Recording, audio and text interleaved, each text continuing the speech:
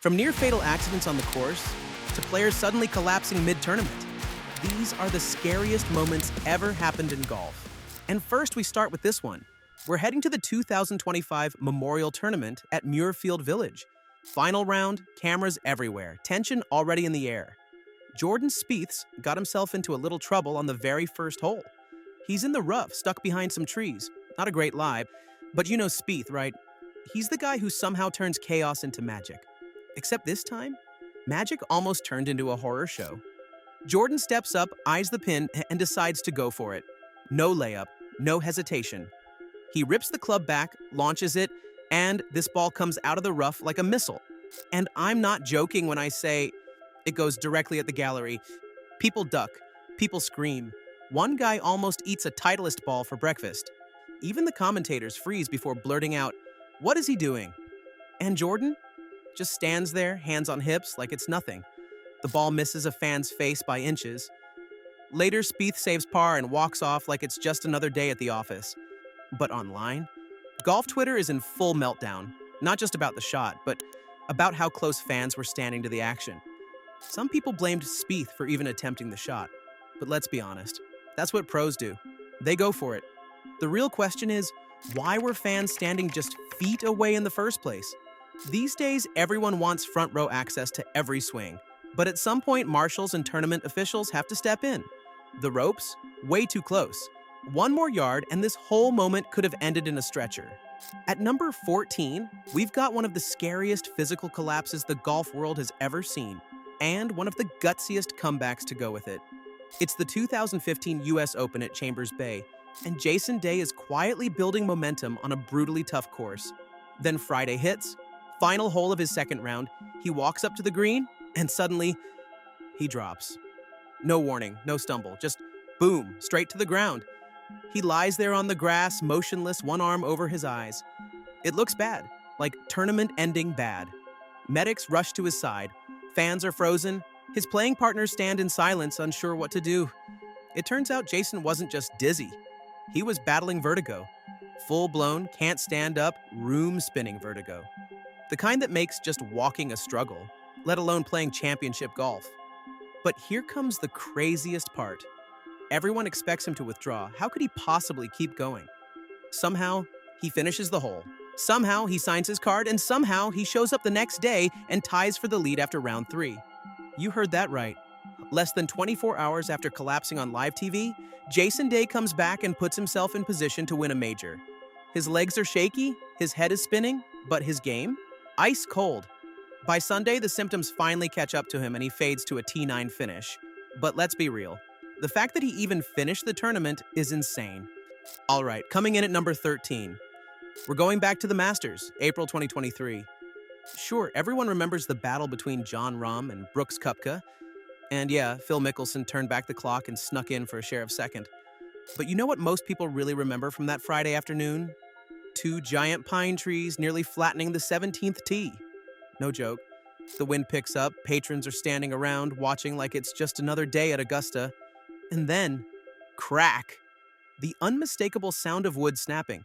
Seconds later, 2 enormous Georgia pines come crashing down, splitting the sky and smashing into the ground just feet from where dozens of people had been standing. Chairs go flying. Fans scream and dive for cover. For a split second, Augusta doesn't look like a golf course anymore. It looks like a disaster scene. Play is stopped immediately. Emergency crews rush in. The entire area is taped off. And somehow, miraculously, no one is hurt. Not one person.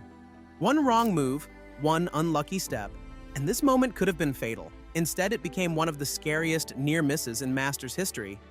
Now we're at number 12, and it's 2025. We're deep into the 3rd round of the PGA Championship at Quail Hollow. And Jon Rahm, he's not just playing for position, he's trying to charge his way back into the mix. Every shot counts, every step feels important. It's intense, but it's also just another day on tour until it's not. Rahm is standing over his approach shot on the par 4 11th. The crowd's packed in tight, phones are out. Everyone's ready to see Rahm throw a dart onto the green. But when he swings, the shot takes off a little hot, a little left, and then it drills a spectator in the head. You can hear it, that unmistakable thud sound that cuts through the cheers. For a split second, the scene turns from elite golf to something way more terrifying. Rahm sees it immediately. His face changes. He drops the club and heads straight toward the fan. The man somehow is okay, stunned but upright. He even waves and gives a shaky thumbs up. And Rahm? He wraps him in a hug, makes sure he's all right, and takes the glove off his hand to sign and gift it to the fan right then and there. No cameras needed, no PR move, just a raw human reaction to a scary accidental moment. And then, just like that, Rahm goes back to business, shakes off the bogey, rattles off 3 birdies in his next 5 holes. The guy got rattled too, just in a completely different way. Which brings us to number 10 on our list, and this one's straight up painful. Literally. It's a routine sunshine tour round in South Africa. Jacques Kruijswijk is aiming for a perfect escape from behind a tree, and instead delivers one of the most humiliating golf shots ever caught on camera. He swings. The ball clangs off the tree trunk and wham! Ricochets right into his groin. No exaggeration. He drops to his knees for a moment. Half shock, half agony. Then slowly bends over, clearly trying to recover his breath. Dignity and every last ounce of composure. Think about it. Not plowing your drive into a water hazard, or chunking your approach into sand. And yet, he doesn't laugh off or walk away. He finishes the swing, walks to his ball, collects it, and without so much as a mulligan, continues on. It's almost like, yes, this happened. Yes, it hurt. Now let's get back to business. On social media, fans couldn't stop monkeying around. Memes, mock sympathy, best swing of the year jokes. ESPN even caught footage. The pain, real. The recovery, respect. Coming in at number 9, and let's just say, if you've ever thought golf was a low-contact sport, this moment will change your mind. It's 2014, WGC Accenture Match Play, Dove Mountain in Arizona. And there's Rory McIlroy battling through a tough match, grinding in the desert heat. He pushes a shot a little offline, nothing wild, just one of those tricky desert lies you get in Arizona. Rocks, bushes, cacti, pick your poison. So Rory steps up, takes a hack, and boom! The ball takes a weird bounce, jumps left, and slams straight into a spectator. Not the arm, not the leg. The kind of hit that knocks the guy completely off balance. And where does he land? Right into a chala cactus. Back first, full impact. Now, if you don't know what a chala is, picture a cactus designed by someone who hates people. Barbed spines, nearly impossible to remove. And this poor guy, he's instantly covered. Cue total chaos. Volunteers are running in, medics scrambling. Random fans pulling out brushes, pliers, anything they can find, trying to get the needles out of this guy's back. Rory just stands there frozen, watching the madness unfold. He knows it's bad, really bad. Golf may look safe, but out here in Arizona, one unlucky bounce can turn a day at the course into an episode of Survivor Man. Rolling into number 8. What do you do when your ball ends up a few inches from a 90-foot cliff? Most players would panic. Some would call for a rules official. Almost everyone would take the drop and move on. But not Jordan Spieth.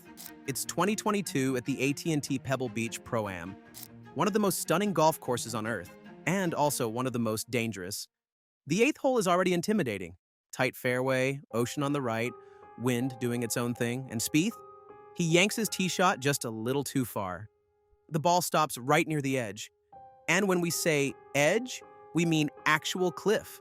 Like one more roll and it's a straight drop into the Pacific Ocean. Everyone assumes he's taking the drop. Caddies are nervous. The crowd's fidgeting. Even the cameras are zoomed in, waiting to see what he'll do. But Spieth walks right up to the ball and decides to play it. No ropes, no railings, just his heels hanging over a cliff and 90 feet of air below him. It's not even clear how he's standing upright. And then he swings. He sends the ball flying over the water and back into play. Somehow it works. But as soon as it's over, you can see it on his face. He knows that could have gone horribly wrong. Later, he admits it. If I had slipped, I don't know. I don't like thinking about it. Neither does anyone else. Now we're at number 7. And this one isn't just scary, it's tragic. We're at the 2018 Ryder Cup in France, and the atmosphere is electric. Fans lining every fairway, chanting, singing. This isn't your typical golf crowd. It's louder, wilder, and way more intense. And Brooks Koepka? He's ready to make a statement on the opening day.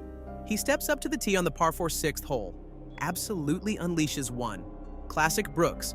But then, it hooks. Bad, real bad. And within seconds, everything changes. The ball flies into the gallery and slams straight into the face of a spectator, a woman who had no time to react. The noise drops. Marshals rush over. Brooks sprints down the fairway, reaches her, and what he sees is horrifying. Her eye is swollen shut. Blood is dripping down her cheek. She's holding her head, stunned, as medics quickly take over. Brooks kneels next to her, holding her hand, trying to apologize. But there's not much he can say. The damage is already done. But here comes the absolute worst part. It turned out to be permanent. The woman lost vision in that eye, forever. Later, she would go on to sue the event organizers, either the Ryder Cup authorities or the European Tour, for what she claimed was poor safety planning and a lack of adequate warnings in the crowd area. And honestly, who could blame her? Next up, number 6, and this one feels like it was scripted for a comedy sketch, only it really happened. It's a long drive competition, crowd packed in behind the ropes, everyone there to see some bombs. A female amateur steps up, rips her first shot, and it's a shank.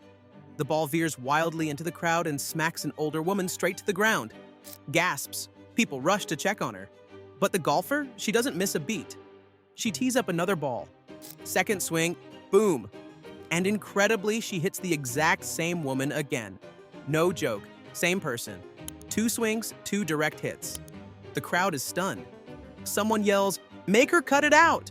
And people aren't even mad, they're just in total disbelief. The poor woman just can't catch a break. No serious injuries were reported, thank God, but this was a masterclass in what not to do on a golf course. Because hitting a bad shot happens, but doing it twice to the same person, that's nightmare fuel. Now we're at number 5, and something about this one just feels heavy. It's January 2025, and we're back at the Sony Open in Hawaii. The same tournament where Grayson Murray once shined. Big drives, big personality, a player who always stood out. But this year, Grayson's not here, and the silence around it, it says everything. Memorial ribbons, players with glassy eyes, and Webb Simpson, one of Grayson's closest friends, trying to hold it together in front of the crowd. "I miss him a ton," he says, voice barely steady. Later, Grayson's parents share the story he never told publicly. His private battle with anxiety, depression, and addiction. Things he carried quietly while the world watched only the scorecard. Now, in his memory, they've created the Grayson Murray Foundation, hoping to help others in the game who are quietly hurting too. We talk about terrifying moments in golf, weather, injuries, freak accidents, but this was something deeper. Because sometimes the scariest moments don't happen on the course. They happen in silence and no one sees them coming. Up next, number 4, and let's just say, this one feels like it was ripped straight out of a horror movie. It's the 2014 Maybank Malaysian Open, second round. And there's this Spanish golfer, quiet, steady, going about his business in the scorching heat of Kuala Lumpur. Nothing flashy, just grinding to make the cut. Then, something feels off. Before anyone fully realizes what's going on, Pablo Larrazabal is being attacked by hornets. Not one, not 2, but a swarm. He throws down his club, he's running across the fairway in full panic. Fans are ducking, caddies are bolting. Larrazabal rips off his shirt and dives straight into a lake just to escape. Total chaos. Officials later said he was stung over 20 times. Medics rushed in, gave him treatment, and here's the craziest part. He finished the round. He literally climbed out of a pond, dried off, and made birdie on the very next hole. Let that sink in. He was literally under attack by killer hornets and still managed to walk away with a red number on the scorecard. Sliding into our top 3. Jack Newton wasn't just a talented golfer, he was a star on the rise. By the early 1980s, he'd already come heartbreakingly close to winning golf's biggest prizes, including a playoff loss at the 1975 Open Championship and a runner-up finish at the 1980 Masters alongside Seve Ballesteros. Newton was beloved by fans for his charisma, skill, and reputation as one of golf's good guys. The sky seemed to be the limit. But in 1983, everything changed in an instant. At an airport in Sydney, Newton mistakenly walked into the spinning propeller of a plane. The accident was horrifying. Newton's injuries were so severe that doctors doubted he would survive. He spent weeks in intensive care, enduring surgeries and fighting for his life. Against all odds, he pulled through, but the cost was unimaginable. He lost his right arm and eye, and his professional golfing career was over. For most, such a tragedy might have meant the end of the story. But Jack Newton wasn't most people. He refused to let the accident define him, finding new ways to stay involved in the sport he loved. From commentary to coaching and even promoting junior golf, Newton became a beacon of resilience and inspiration in the golf world. Here we are with number 2 of the list. We're talking about Payne Stewart, a legend in the making.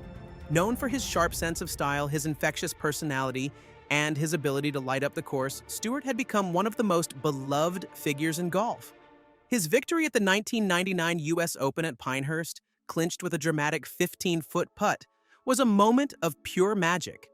Just a few months later, he helped lead the U.S. team to victory in the Ryder Cup, solidifying his place as one of golf's true icons. It felt like Payne Stewart was on top of the world. But in October of 1999, everything changed tragically.